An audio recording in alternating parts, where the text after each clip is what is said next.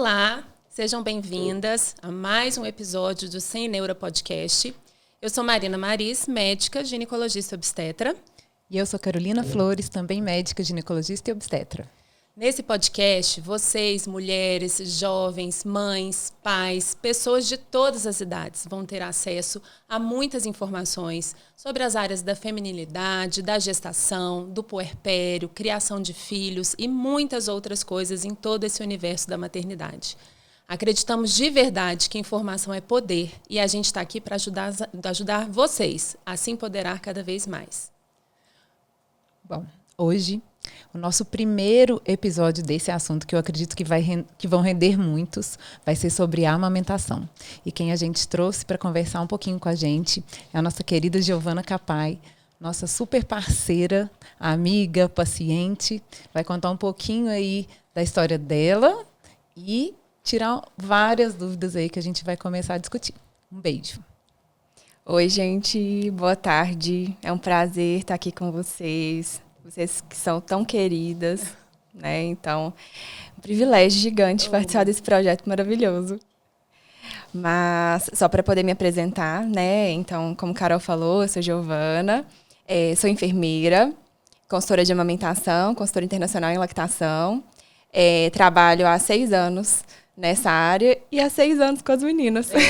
Nossa, braço direito, número 1 no puerpério, nossa...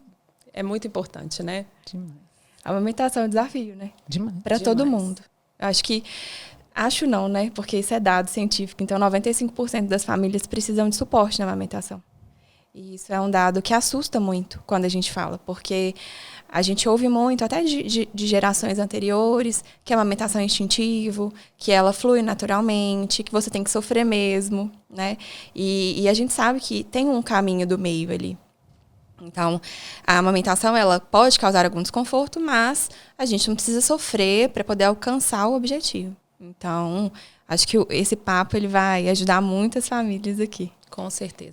Eu sempre falo que a amamentação é menos fisiológica que o parto, que a gente prepara muitas pacientes para o parto, mas eu acho que precisa de muito mais técnica do que instinto, assim, sabe, para amamentação. Então, eu acho que o tanto que a gente ganha com a sua consultoria, né, que as pacientes ganham, né, com a consultoria, de sentir, elas falam assim, eu sinto que eu estou amamentando, estou nutrindo o meu bebê agora, depois que a Giovana saiu daqui. Então, a gente fica super feliz, elas também, né? Eu sou um pouquinho mais dramática. Eu falo para as pacientes, se vocês acham que parir é difícil, amamentar é 30 vezes mais. Fala mesmo, porque elas repetem isso quando eu 30 chego. vezes mais. Então, não subestime a amamentação. Procure a Giovana, porque vai ser essencial para você. De fato. Eu acho que o peso, né, da fala de vocês é importante, porque a grande maioria das pessoas, elas entendem que a amamentação ela só começa depois do parto, né? Sim. Mas a grande verdade é que a amamentação ela começa a partir do momento que você tem o desejo de desenvolver esse ato na sua maternidade. Então, o suporte da equipe é importante, né? E aí eu incluo obstetras, enfermeiras, doulas, pediatras. O apoio da consultoria em amamentação também é muito importante, mas o apoio familiar também se faz fundamental. Com né? certeza, até porque eles estão lá, né? Exatamente. Então, se é uma mulher que quer, por exemplo, vou fazer um paralelo com o trabalho de vocês, uma mulher que deseja um parto mais fisiológico possível, e ela vai para um médico que caminha em outra área, não vai funcionar. Então, se é uma mulher que quer amamentar, mas a família dela não acredita naquele processo com ela, as chances desse desfecho ser mais positivo, elas diminuem consideravelmente. Sim. Né? Então, é a mesma coisa. Você está numa dieta que você não pode comer chocolate, mas toda hora vem alguém e te dá um chocolate. Tipo, não, eu não posso. Chega uma hora que você... Não, então me dá aqui o chocolate que eu vou comer. Sim. É a mesma coisa. Então, tá doendo, a amamentação não tá fluindo, tá doendo. Dá logo uma mamadeira, dá uma fórmula, né? Então, isso desestimula muito o processo. Então, é importante que a família esteja ciente do desejo daquela mulher na gestação para que eles consigam verdadeiramente apoiar, né? Sim. A gente não pode ser uma fonte de desestimulação. A gente tem que ser o contrário disso. Sim. Eu acho que a gente podia falar um pouquinho sobre a importância do aleitamento materno, né? Assim, por que a gente luta tanto para para estimular essas mulheres a amamentar, né? Sim. Assim, já que é tão difícil, né? Assim, qual que é o motivo da gente se esforçar tanto por isso, né? Sim. A amamentação, ela, assim, que ela é o maior benefício para um bebê, isso já é indiscutível. Todo mundo sabe que o leite materno, o leite humano é o principal alimento e fundamental para o desenvolvimento daquele bebê. Só que a gente tem taxas baixíssimas de aleitamento no Brasil. Então, a gente foge, assim, muito do que a OMS recomenda. Então, a gente tem uma recomendação de amamentação exclusiva até o 6º mês de vida e prolongada até 2 anos ou mais. Então, tem famílias que vão até os 6 meses, tem família que vão até os 2 anos ou mais, mas a grande maioria das famílias param ali em 2 meses, mais ou menos, que é a média de duração da amamentação no Brasil. Então, se a gente for parar para pensar que a gente tem essa média tão baixa, a gente tem que considerar que talvez ela não seja tão instintiva assim. Porque se fosse, todo mundo amamentaria. Com toda certeza. Eu acho que as mulheres também que saem, né, mais cedo para trabalhar, hoje em dia, acho que antigamente elas ficavam um pouco mais de tempo em casa. Sim. Né, mas elas com as técnicas, né, que eu vejo de ordenha, de armazenamento do leite, né, e tudo, elas vão conseguir prolongar um pouco mais. Sim. Né? Mas eu acho que a maior dificuldade que elas têm é de vencer esses primeiros meses mesmo, assim. De dor, da pega, da produção, né? De equilibrar essa produção, né? Do leite. Sim. Umas tem menos, aí tem um desestímulo, às vezes, até dos pediatras, né? Tudo, não, é melhor dar fórmula. As avós, né? Que querem dar água, chazinho. Chá. Eu não vou mentir. O Lucas tomou. O meu mais velho, gente. Mas 24 anos atrás. Exatamente. Ele tomou na chuquinha. Porque achava que estava com muita sede, né? Tomava água, chá de camomila para gases, né? Então, isso veio porque minha avó estava comigo, minha mãe estava comigo, Sim. e elas achavam que tinha que dar, né?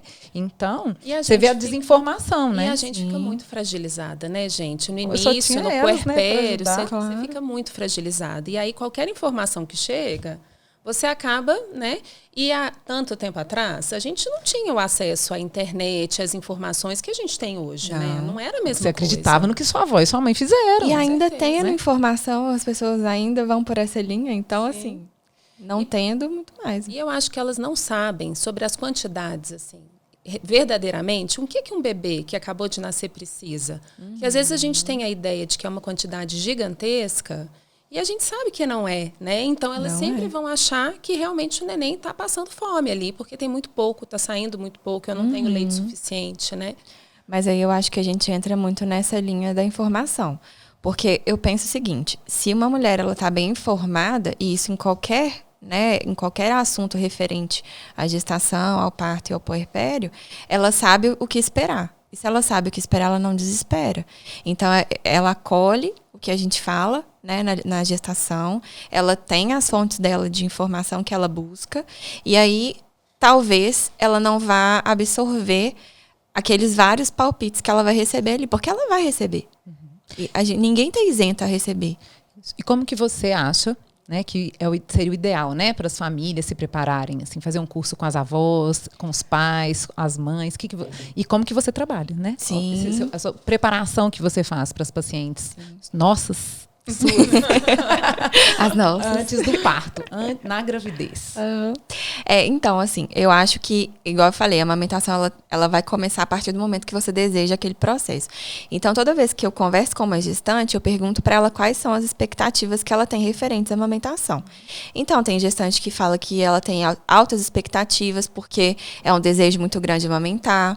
Outras gestantes falam que nunca tive desejo de amamentar e agora surgiu isso. Ou, vou tentar, se der, deu, se não der, não deu. Então, cada uma tem uma expectativa. E eu acho que partindo desse ponto, a gente consegue trabalhar ali o restante do caminho. Então, se engana muito quem pensa que a amamentação ela começa depois que o bebê nasce. A amamentação começa antes. Sim. Então, é aquilo que a gente estava falando. Quanto mais informação você oferecer para essa gestante, não lotar de informação, porque as informações elas vêm de várias fontes. Mas oferecer uma informação para ela trilhar um caminho ajuda muito. Então, a gente tem hoje disponíveis, né, os cursos. Então, a gente tem os cursos em grupo, a gente tem os cursos individuais. Para os cursos individuais, um grande benefício é que eu sempre peço para elas convidarem a rede de apoio que vai estar mais ativa nos cuidados com o bebê. Você faz na casa delas? Na casa, na casa, online. Então, eu tenho muitas pacientes que eu fiz o acompanhamento online também. A pandemia trouxe pra gente, né, isso. Então, a gente entende que também é efetivo. Mas, então, eu sempre peço, olha, traz pelo menos 2 pessoas da sua rede de apoio que vão ser efetivas nos cuidados com seu bebê, com você, pra gente poder alinhar as falas. Sim. Porque se a gente tá com o discurso alinhado, lá na frente... As avós, inclusive, as avós, tias, enfim, elas, inclusive, ajudam essa mulher a lembrar das coisas, né? Então, assim, o companheiro, a companheira sempre muito presentes, isso é muito importante, né? Mas a rede de apoio alinhada faz muita diferença. Eu percebo isso. Então, a gente se prepara ao longo da gestação com cursos, com consultas. Então, algumas mulheres, elas têm fatores que são considerados pela literatura fatores de risco para a amamentação, né? E quando a gente tem esses fatores de risco, a gente tem protocolos específicos para esses fatores, que a gente até pode falar um pouco sobre eles, né? Mas tudo visando o conhecimento, o que esperar. Então, assim, eu já tive pacientes que contrataram o acompanhamento, né? Não é contrataram a consulta, contrataram o acompanhamento com 5 semanas de gestação. Entendi. Porque para elas aquilo era muito importante. Legal. Então, assim, é um tempo mais do que suficiente para ela se organizar financeiramente. É um tempo mais do que suficiente para a gente criar um vínculo, né, ao longo da gestação, para ela confiar no que eu estou falando depois. Não desperdiçar dinheiro. Para não desperdiçar dinheiro, coisas, né? Que não precisam, porque né? a indústria ela é cruel. Então, ela é cruel no enxoval. Então, quando fala, né, a gente brinca. Se você fala a palavra bebê, casamento ou debutante, o preço vai lá em cima. Vai lá em cima, né? Então, assim, a gente tem uma oferta no mercado e claro que as indústrias de utensílios, elas são riquíssimas, né? Então, elas são cruéis nas propagandas. Então, a gente já teve propagandas. Olha, se você der essa mamadeira pro seu bebê, ele não vai ter cólica. Poxa, qual família não quer que o neném não tenha cólica? Claro. Todo mundo, né? Porque nos grupos de mães, elas falam, né, sobre as cólicas. Então, óbvio que eu quero essa mamadeira aqui para meu filho. E a sua recomendação desses utensílios é comprar se precisar depois, não é isso? Precisa de comprar antes, né? A gente precisa do mínimo para amamentar, né? A gente precisa do mínimo. Então, assim, o que eu recomendo mesmo que aquela mulher compre é uma boa almofada de amamentação. Uma boa almofada. O que isso significa?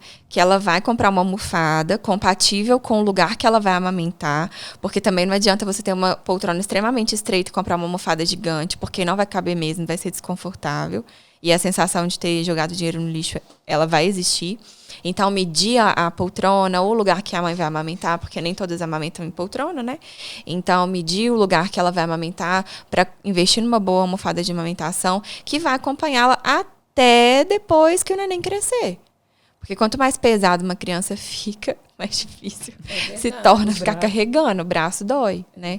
E aí, algumas almofadas que têm uma estrutura melhor para o bebê sentar com apoio, né, para ajudar no desenvolvimento. Algumas gestantes usam as almofadas de amamentação quando elas são mais anatômicas para poder dormir, para sustentar o peso da barriga. Eu dormi muito com a minha almofada de amamentação, porque eu tive uma cesariana, né, e no meu pós-parto eu só durmo de lado. E eu não conseguia deitar de lado porque doía muito meu abdômen, muito. E aí eu deitava com ela, assim, ela era a única coisa que eu conseguia ficar assim, deitadinha, quietinha, e que me ajudava, meio que me abraçava, e eu dormi muito com a minha, assim. Pois é. Utilizei desde o primeiro dia. Então, uma almofada de amamentação boa é um investimento. Agora, sim, comprar chupeta, mamadeira, bico de silicone, isso é completamente dispensável. Mesmo porque com a cultura que a gente vive, as pessoas, elas dão. Entendeu? Então, assim, investir nisso não é um problema. Porque as pessoas, elas dão de presente. Né? Eu não vou mentir, não, gente. Eu já dei de presente antes de trabalhar nessa área. Então, eu lembro amargamente toda vez que meu celular me lembra dessa memória. Entendi, legal. Que então, foi assim, um presente, eu nunca tinha pensado nisso. Dá mordedor, dá essas coisas. Aí dá chupeta. Dá chupeta, dá mamadeira. Dá o kit mais incrível de mamadeira. Essa daqui eu pesquisei na internet, porque hoje tem mamadeira até da cor do peito, né? É, né? É mesmo. É. Pra então, visualizar, assim, melhor. É mais real, né? Porque quando seu bebê for amamentar naquela mamadeira, aleitar naquela mamadeira, pelo menos vai relembrar a cor do seu peito, né? E um bebê que nem enxerga cor, mas tudo bem, né? Então, assim. Então, eu acho que investimento mesmo é uma almofada de amamentação. Bomba, extratora, eu acho que é um investimento que, para quem pretende prolongar a amamentação, pode ser interessante. Mas também a gente não precisa comprar bombas extremamente caras, porque a gente tem bombas desde R$200 até bomba de R$5.000. E eu acho assim, não sei, aqui em Belo Horizonte eu vejo uma facilidade também grande se você precisar comprar alguma coisa, né? Assim, no outro dia você vai, né? Tá disponível. Sim, a gente está numa grande cidade. Uma grande cidade, mas então, em outras rápido. Cidades, às vezes, né, tem um pouco mais de dificuldade. E até de né? segunda mão, né, gente? Porque sim. as pacientes, de forma geral, elas se comunicam, né? Sempre, elas têm grupos e elas sempre têm amigas. Normalmente as mulheres estão sempre ali no mesmo momento da vida. Sim. Né? E aí a gente vai passando uma para outra. Em algum momento você vai dar e vai receber. Hoje, voltando um pouquinho, eu queria que você falasse um pouquinho da sua história, da nossa história também. Então eu vou contar uma coisa que você não sabe, tá? Não, é sério. Eu nunca contei, eu acho. Que toda vez que alguém me pergunta assim, quem que é sua médica? Aí eu falo, é Carol. Como que eu cheguei até Carol? Eu tenho uma amiga que a amiga dela teve um parto com você. E na época eu tinha uma médica que me acompanhava desde a adolescência. E eu tinha um certo incômodo ali com aquela relação que era muito médico-paciente. Então, assim, você tá sentindo alguma coisa? Deita ali, deixa eu ver. Era só isso. Vou coletar o exame que se precisar de alguma coisa, o secretário te liga. Pronto. Acabava ali a relação. Então, eu não sabia. Assim, sabia porque tinha no consultório, né? Mas que ela era casada, que ela tinha 2 filhos e tudo mais. Mas, assim, aquela relação muito, muito fria. E aí, um dia eu falei assim, porque aí eu tive a disciplina de saúde da mulher na faculdade, né? E eu fiquei horrorizada com as coisas que eu vi. Eu falei, olha, eu não sei se eu vou ser mãe. Eu não sei se vai ser agora ou se vai ser daqui a alguns anos. Mas eu acho que eu vou procurar um médico agora. Porque aí, quando chegar, né, naquele momento de escolher e tudo mais, eu já vou ter. Então vai ficar mais fácil. Aí eu joguei no grupo de amigas. Alguém me indica uma ginecologista boa? É sempre assim, né? Aí minha amiga teve parto com essa médica aqui, 2016. Aí eu falei assim, é mesmo? Qual foi o tipo de parto dela? Foi vaginal. Eu falei, olha, interessante, né? 2016, que a gente não ouvia falar muito da humanização e tudo. Falei, vou marcar, né? Aí marquei. Aí na hora que eu cheguei era Carol. Ela foi na porta do consultório e me abraçou. Eu falei, gente, que diferente, não é isso? Já conta dos meninos. E aí, na hora que eu saí, eu cheguei, né, pro meu marido, que na época era meu namorado. Falei assim, olha, a gente já tem obstetra. Aí ele falou, que isso, você tá grávida? Eu falei, não, a gente só tem obstetra mesmo. Eu já achei, né? E aí a gente foi construindo essa relação, né? E aí Carol foi contando da vida dela, e eu da minha e tudo mais. E eu nem sei se você lembra, Carol, mas um dia eu falei assim, a gente ainda vai trabalhar juntas um dia. E aí você falou, não, com certeza. Porque na época eu pensava em ser enfermeira obstetra, né? Então teve toda uma história da residência, etc, né? E acabou não dando certo, mas é porque tinha que ser mesmo. E aí, um belo dia, fui consultar. Carol falou, você não quer atender minhas pacientes? Eu falei, meu Deus. Me salvar. Né? Eu falei, joguei pro universo um dia, né? E aí aconteceu. Então, assim, a gente já trabalhava juntas, né? Todas nós. Mas foi acontecendo essa relação e tudo. E eu não me arrependo nem um pouco, porque, gente, é muito incrível você ter certeza, porque eu sempre falo isso com as pacientes. Olha, o seu obstetra, a sua enfermeira, a sua doula, se você for ter, eles estão lá para tomar decisões que você não vai poder tomar naquele momento porque você está vivendo o seu parto. Então, você precisa confiar naquelas pessoas. Porque se você for para o parto tendo dúvida se você foi passada para trás ou não, acho que não é uma boa escolha, né?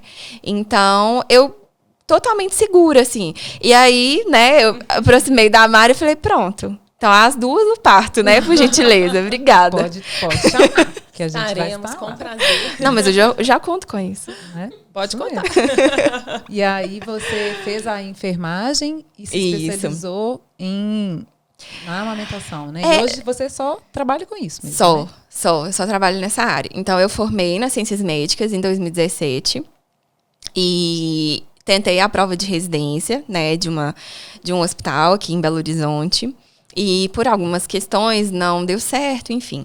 E aí, em 2015, eu tinha tido contato com uma enfermeira que fazia furo de orelhas em uma clínica.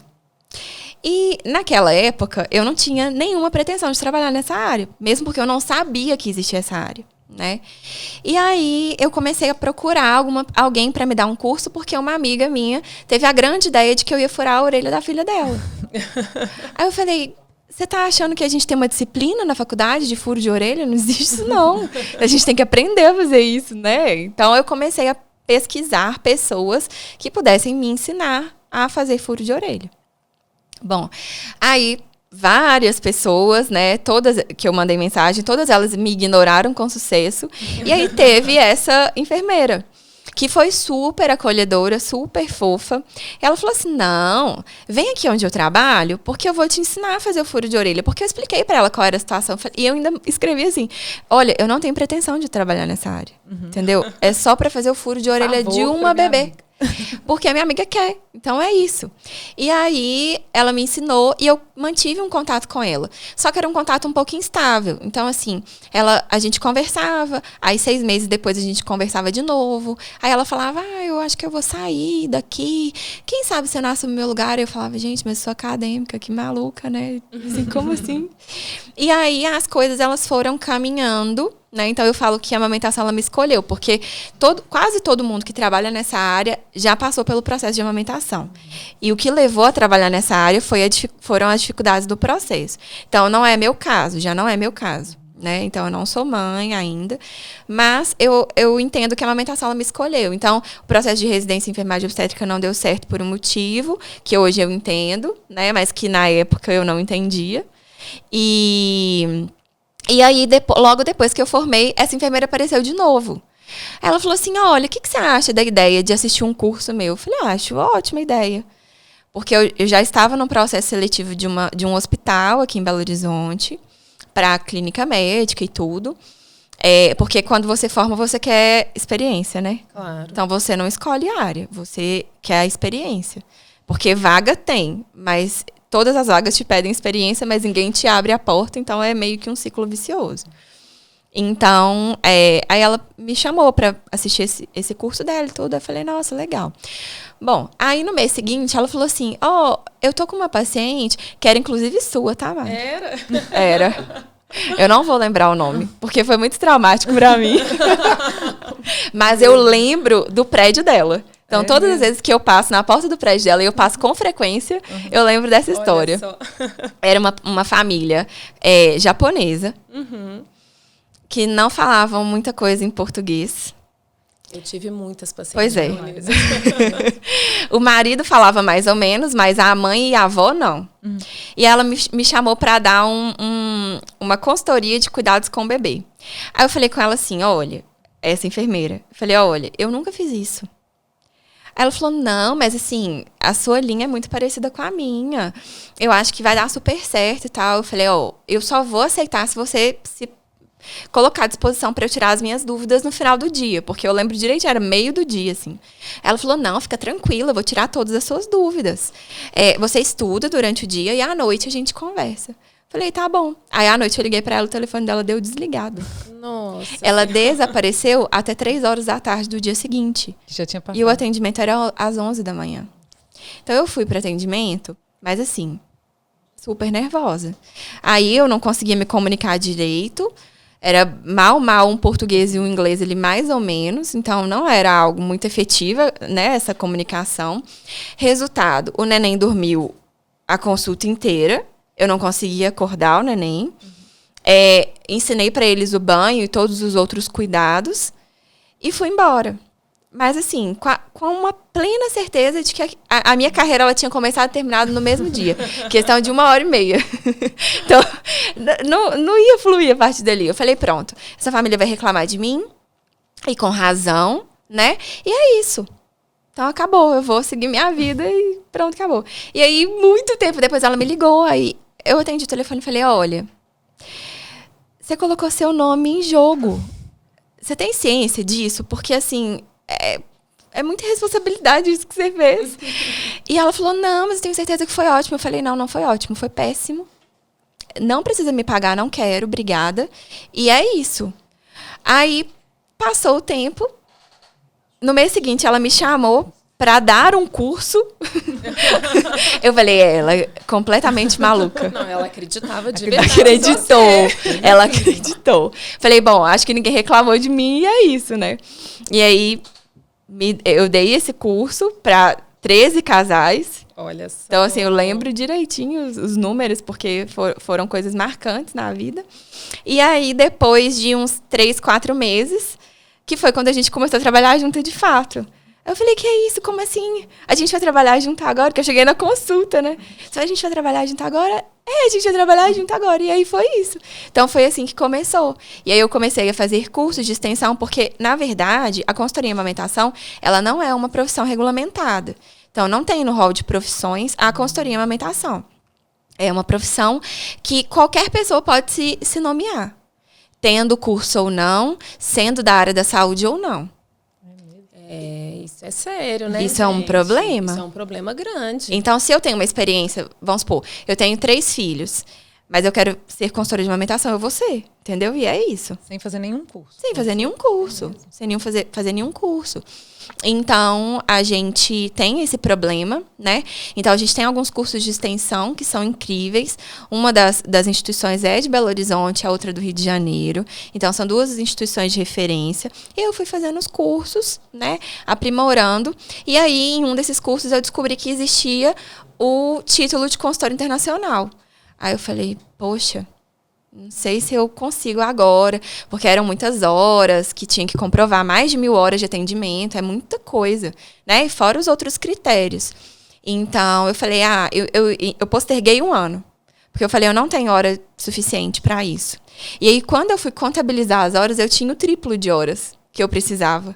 Aí foi quando eu prestei a prova. Então, eu prestei a prova em 2021, e o resultado saiu no final do ano. E aí, hoje, a gente tem no Brasil aproximadamente 300 profissionais certificados internacionalmente. Né? Mas... então, são um volume muito pequeno. Muito pequeno. Né? Mas é importante a gente saber disso, né, Gina? Sim. Porque... qualificar também o seu atendimento é a nossa indicação, né? Porque sim, absolutamente. Tem vários outros, né, consultores. Sim, aí. claro. E isso é muito sério. Porque, assim, a grande maioria das pessoas pensa que é só colocar um bebê no peito. E isso é o menor dos problemas. Sim, menor dos problemas.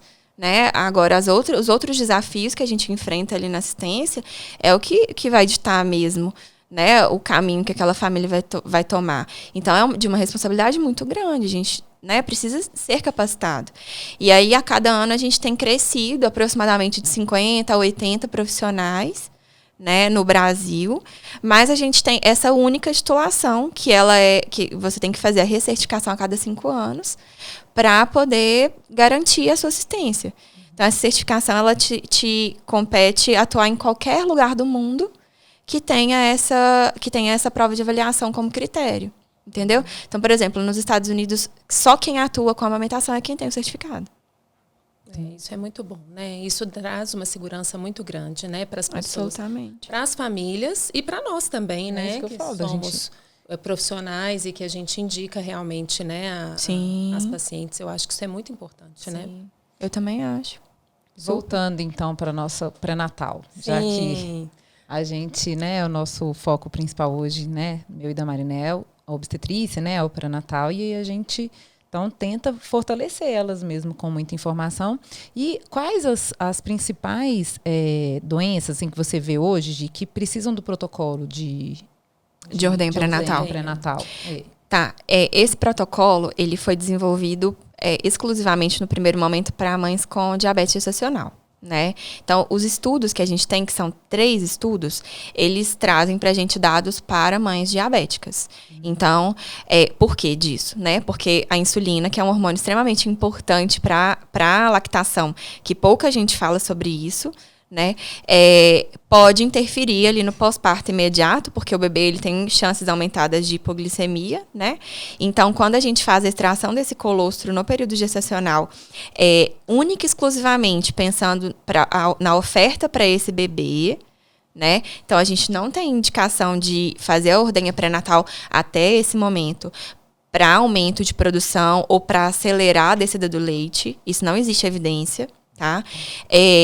Então, a gente faz a coleta desse colostro para oferecer para o bebê no pós-parto imediato, caso esse bebê não consiga mamar na mãe dele. Então, eu sempre falo, o peito é o plano A e a coleta pré-natal é o plano B.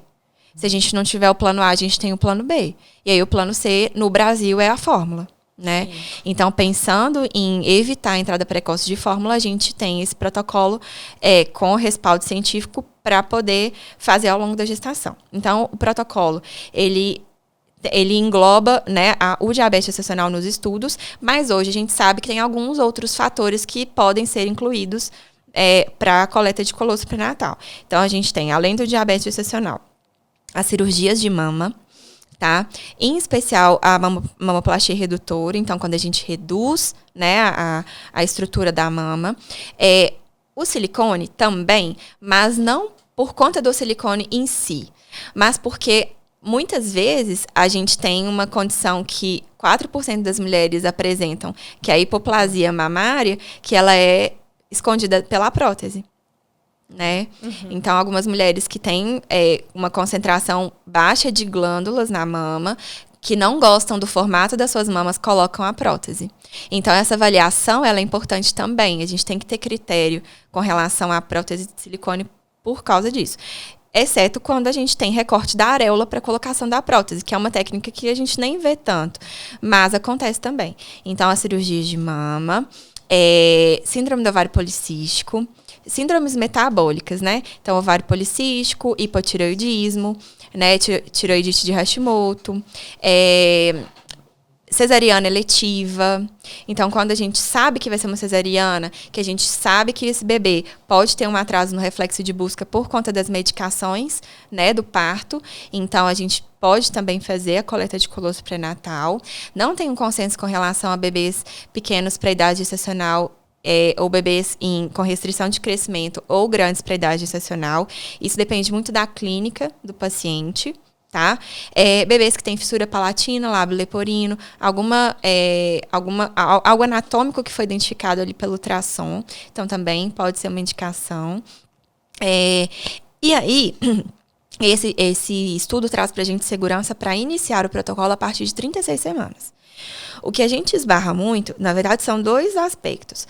O primeiro deles, a equipe hospitalar aderir, né, ao protocolo, porque a gente sabe que é inseguro mesmo você não saber de onde aquele colostro veio. Então, esse é o primeiro ponto. E a gente precisa ter um cuidado com relação a essa coleta e a essa oferta, né? A gente também esbarra num outro aspecto que muitos obstetras desconhecem. Né? E aí eu sempre me coloco à disposição para poder enviar os estudos, porque isso é importante também. Se você vai beneficiar sua paciente de alguma maneira, é importante que você saiba como fazer isso. Né? Então, muitas pessoas pensam que o protocolo de ordenha pré-natal ele vai fazer a paciente entrar em trabalho de parto prematuro. Sim. E não vai. A ocitocina que é liberada na coleta pré-natal, ela é uma ocitocina muito inferior ao que é liberada no orgasmo. Então, assim, se a mulher está liberada para uma relação sexual, por que ela não pode fazer? Sabe? Então, não tem evidência. Inclusive, o que a gente tem de evidência para as mulheres que fizeram o protocolo das que não fizeram é a diferença de um dia entre o trabalho de parto iniciar, sabe? Desses 2 grupos. Então, as mulheres que fizeram o protocolo entram em trabalho de parto espontâneo com 38 e 1, E as mulheres que não fizeram entram com 38,3, 38,2. Então, assim, é uma diferença irrisória. Sim. Não vai colocar em risco aquela gestação. Mas os benefícios, eles são inúmeros. Então, além da coleta do colostro propriamente dita, a gente vê também que as mulheres que passaram pelo protocolo, elas têm uma autonomia muito maior de manipulação das mamas. Sim. Então, elas conseguem ter essa desenvoltura maior de colocar o bebê, de tocar nas mamas. Porque a mama, ela vira uma região santa, né? Então, você não pode tocar, porque ali é um local de alimentação do seu bebê. E aí, ninguém toca na mama. Entendi. Na gestação. Né? Então, isso também é um benefício. Só que isso é empírico. É só o que a gente observa, não tem estudo para isso. Mas eu observo claramente a diferença. Não sei se vocês já repararam isso. Uhum. Mas as mulheres, elas são beneficiadas diretamente. Eu falo que meu sonho é que todo mundo faça, né? Mas como a gente trabalha com evidência, então só o que tem evidência científica mesmo. Entendi. Quem sabe no futuro as coisas estão se ampliando. No que depender de mim, né? Vai fazendo sua casuística, né? Seus casos claro. aí, tudo, né? Vai fazendo isso tudo, né? Com certeza. Gente... Gi, conta um pouquinho pra gente sobre os desafios, assim, o que você acha sobre a amamentação depois que o nosso neném nasceu, que ele já está ali no colo, assim, quais que são os maiores problemas, assim, que as mulheres encontram, né, nessa amamentação inicial mesmo? Porque você chega na casa delas nos primeiros dias, né? Que você vai até o quinto dia no máximo. Até o quinto dia, né? Que é o que eu oriento, né? Mas às vezes acontece, né? Chegar, nossa, 15 dias? Como assim 15 dias? Mas, de maneira geral, até o quinto dia, assim, que a gente faz a primeira avaliação. Então, os desafios iniciais. Lá na maternidade. Falta de destreza no manejo do bebê. Então, dificuldade de colocar o bebê no peito e de carregar o bebê e tudo mais, né? Esse é o primeiro ponto. Outra dificuldade, o posicionamento dessa mulher.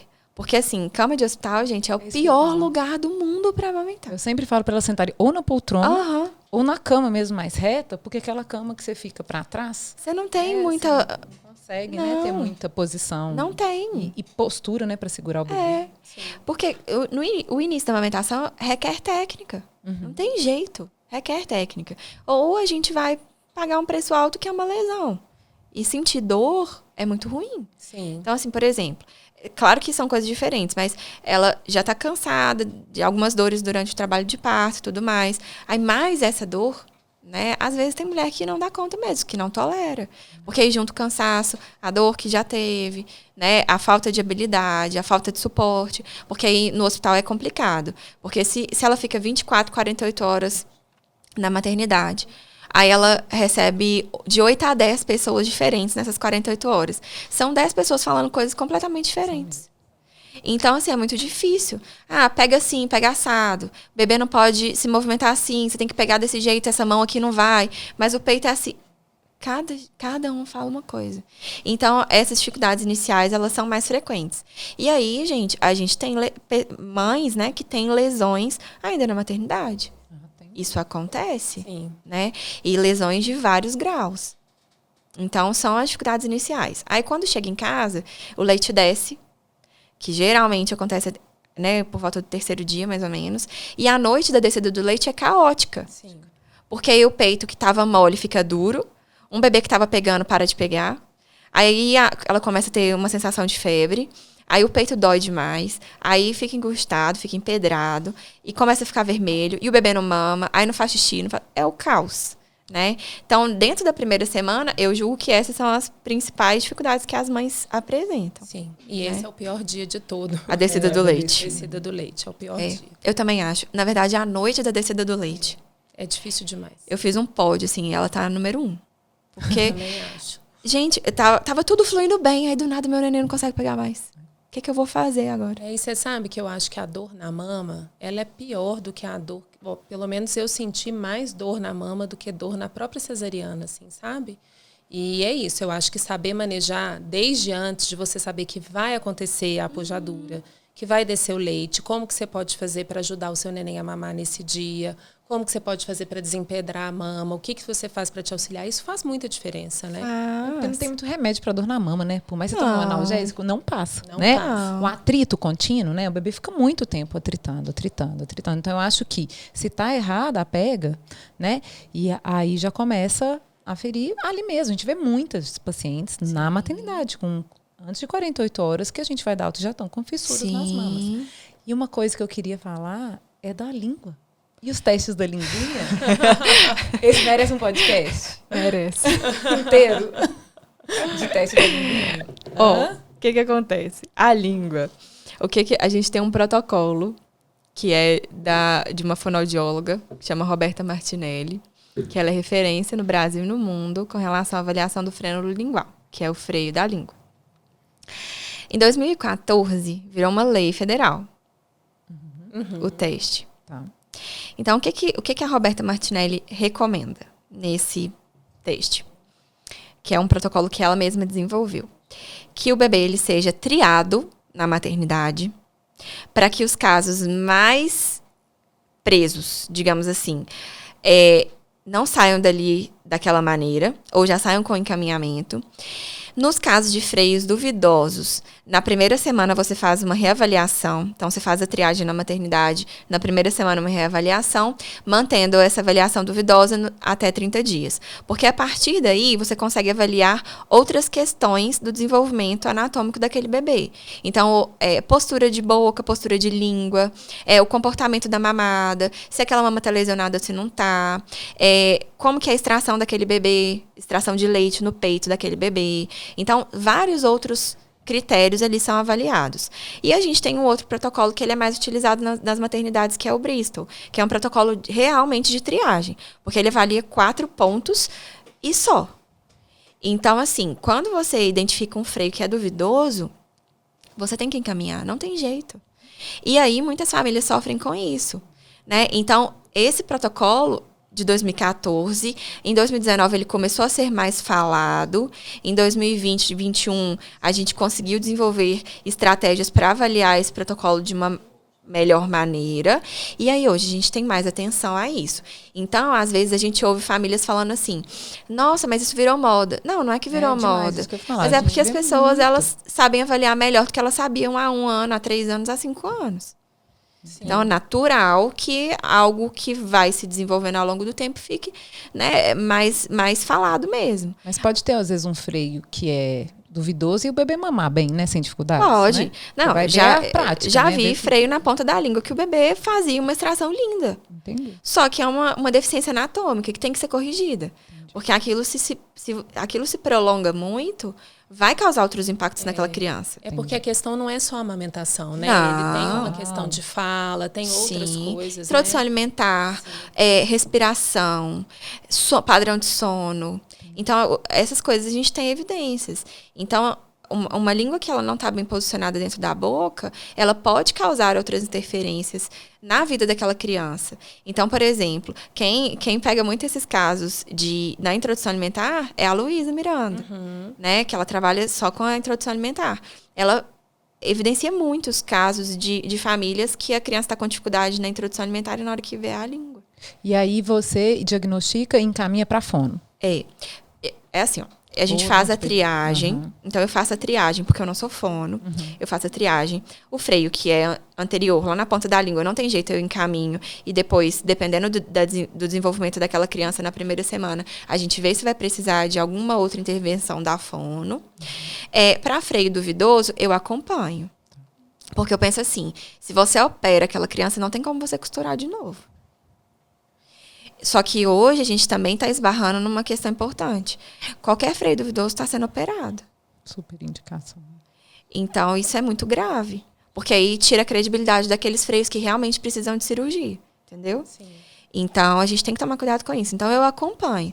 Deu 15 dias de vida ali, é um freio duvidoso, está arrastando, vamos para a fono. Arrastando ganho de peso, a mãe está sentindo dor ainda, aquela lesão que não fecha, vamos para a fono. A fono avaliou, viu que realmente o protocolo ele foi aplicado e está tendo muitos outros impactos, encaminha para a cirurgia. Né? Então, a gente tem que trabalhar respaldado em evidência científica. Porque se o protocolo te dá aquele respaldo, acabou. Você conversa com a família e a escolha deles de fazer ou não. Sim. Outra coisa, você não ter o protocolo, você não ter o respaldo, e aí lá na frente aquela família falar, uai, mas eu acho que operou sem necessidade. Vai voltar em você. Entendi. Sabe? Então, a língua, ela tem sido um dificultador grande para algumas famílias, né? E a gente tem que avaliar. Você não saber avaliar não é um problema. O problema é você negligenciar aquilo. Sim, ignorar, né? Se você não sabe, você encaminha. Você encaminha. A gente não vai saber tudo mesmo. Não tem como você saber tudo, né? E aí, depois dessa primeira semana, desses primeiros desafios, aí a gente tem mama empedrada, uma dificuldade no ganho de peso do bebê, porque entrou bico artificial ali na jogada na primeira semana, às vezes no primeiro dia, né? O bebê que não está ganhando peso suficiente, mastite, obstrução de ductos. Então, são algumas intercorrências que podem acontecer ali dentro do primeiro mês que a gente consegue evitar se tiver acompanhamento e informação, né? Para a gente, acaba vindo muito as infecções, né? Sim, muito. Porque daí vem as prescrições, né? Que vão depender, às vezes, da gente, né? E aí, a gente, eu acho... A gente quase prescreve, né? Assim, Carol, a gente já tá precisando. Vocês podem... E é isso, porque você tá vendo a mama, né? Às vezes a gente não foi na casa. A paciente ainda não voltou, e você já viu e tudo, e aí acaba que quando... Né, até vem no finalmente que vai vir para a nossa abordagem, às vezes cirúrgica, né, do obstetra, de fazer a drenagem, né, alguma coisa. Eu acho que esse é o verdadeiro sentido do trabalho em equipe, sabe? Porque assim, cada um na sua área, mas as áreas se complementam. Com certeza. Então, por exemplo, assim, você conseguir, olha, Marina, paciente tal, ela tá com esse quadro e tudo mais. Eu acho que, né, vale a pena uma intervenção e tudo. É diferente de você mandar mensagem para o obstetra falar assim, eu não tô vendo, então vai lá para pronto atendimento. Isso faz diferença. Gente, faz muita diferença. Então, assim, eu já vi isso acontecendo e meu coração partindo, porque eu não consigo prescrever, não posso prescrever, meu conselho não permite isso. E o obstetra não quer prescrever, o pediatra não é acessível. Eu já vi famílias saindo 6 horas da tarde, uma sexta-feira, a mãe com a mama doendo. Com candidíase mamária. Entendi. Sabe, assim, poxa. Então, o trabalho em equipe, ele esbarra muito nisso, né? Quando você tem uma confiança ali na sua equipe, isso é importante, porque a família é muito beneficiada. Nossa, vocês conversam entre si. Nossa, fulano te falou isso, né? Isso ajuda muito. Sim. Não, eu não trabalho sem a Giovana. Eu não trabalho sem você. Não é, Mari? Com certeza. Não tem jeito. É parte do pré-natal, da mulher, do nosso cuidado, e faz toda a diferença. Faz né, toda a diferença. Eu vou gravar, fazer um recorde de todas as conversas das pacientes, quando ela assim, a Giovana veio aqui, não é, Mari? Nossa, ela é um alento no coração, gente. Ela veio sem pressa, ela sentiu o meu bebê, agora eu amamento meu bebê. De verdade, as mensagens são todas assim, né? Lindas, são lindas.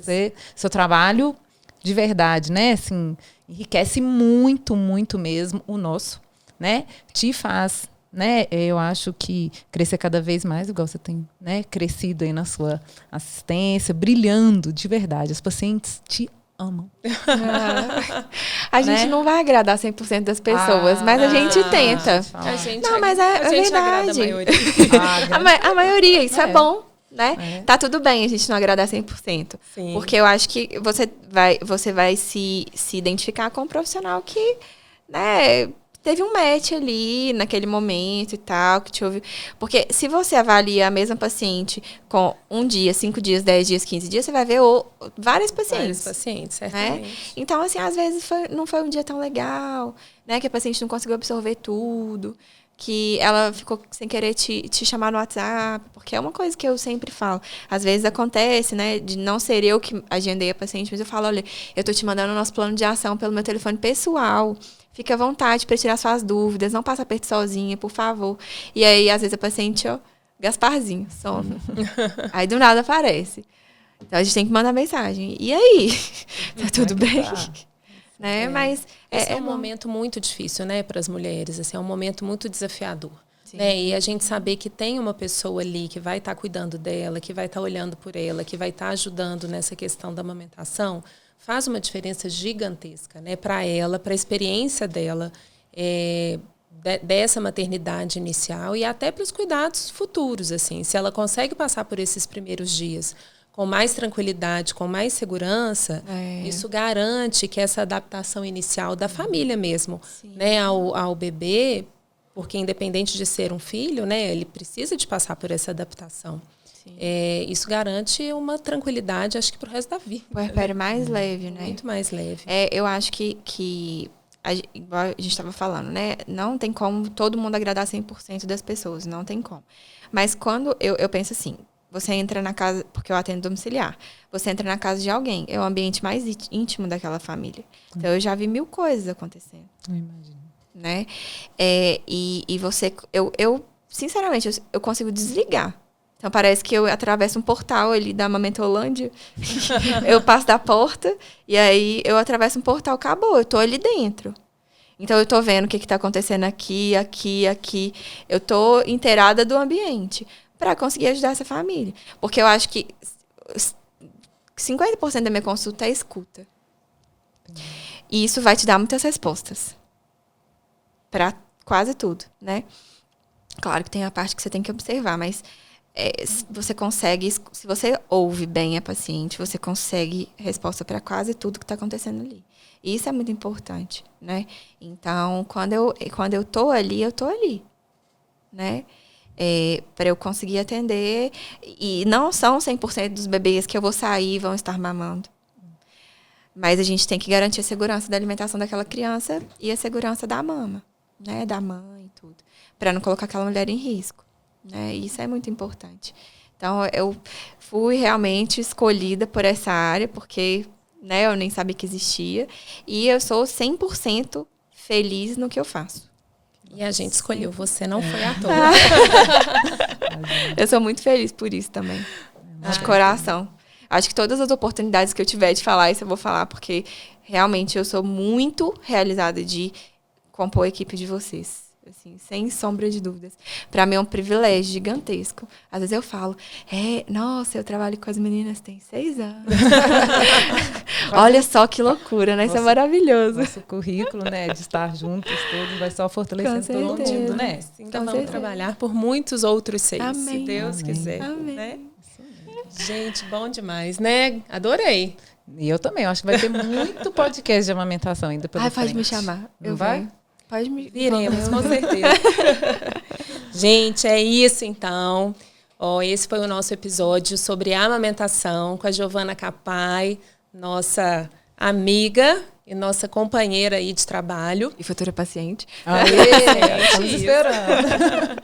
Bom, eu espero que vocês tenham gostado, tá bom? Não esqueçam de nos seguir aqui nesse canal do YouTube. Nós estamos também lá no Spotify, se vocês quiserem nos ouvir em qualquer situação, né? Onde vocês estiverem, levando os filhos na escola, na academia, no carro, onde vocês precisarem, a gente vai estar sempre presente.